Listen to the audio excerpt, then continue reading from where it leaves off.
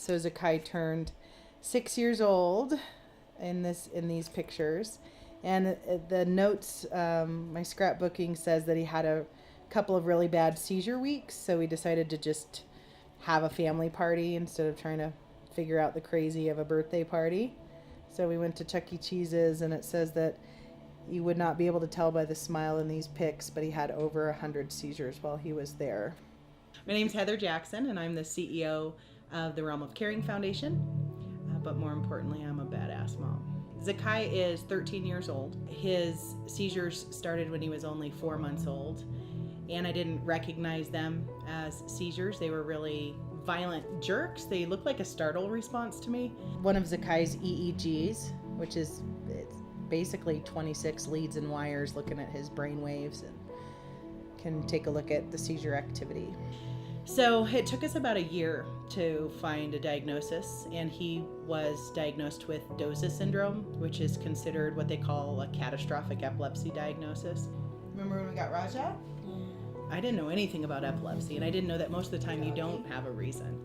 70-80% of the time there's not a brain malformation. I mean, there's no reason why these seizures are happening. And so I was really resistant to starting pharmaceuticals. In fact, our first doctor, who we ended up firing, was going to call Child Protective Services if I didn't start a pharma. And we actually tried, embarrassingly, 17 altogether before we found something that worked for him.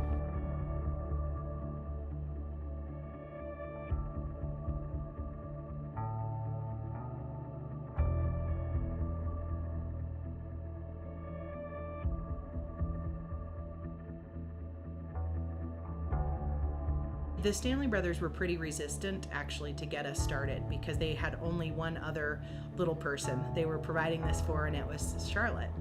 And yes, she had done well, but it was not common at all at that time. They were concerned to be giving cannabis to kids, so it took a little bit of convincing. And so his very first dose of what they now call Charlotte's Web was July 19th, 2012. At that time, he was having really violent seizures that I describe as paddle to the chest, clear kind of seizures every 2 to 10 minutes. So I put him into bed and gave him his first dose, and of course, no seizure. And he actually had no seizures for 48 hours. It's an absolutely incredible response. And I thought, you've got to be kidding me.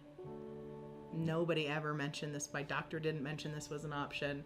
Of course, seizures, they did return. They were less severe, they were less frequent, and it took us about 3 months to basically Zakai's seizures completely remitted. He just stopped having seizures.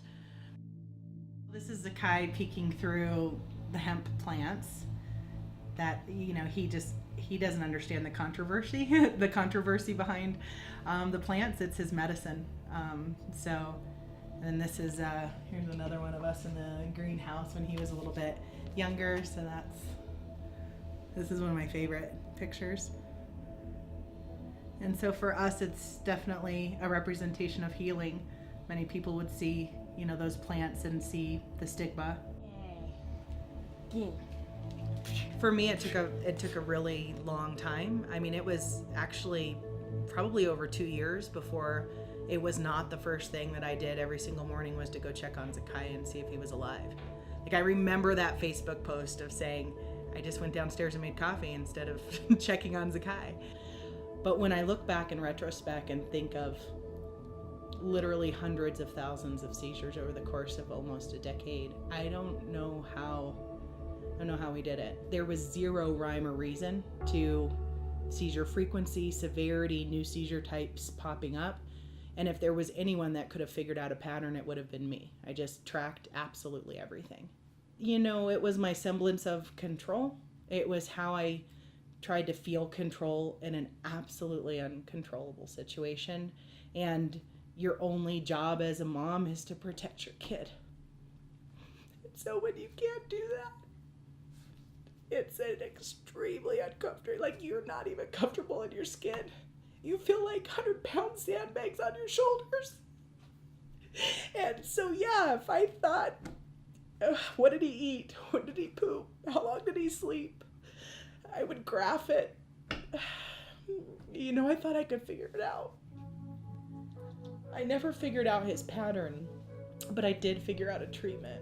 And now that's the incredible sense of responsibility I feel to the other families.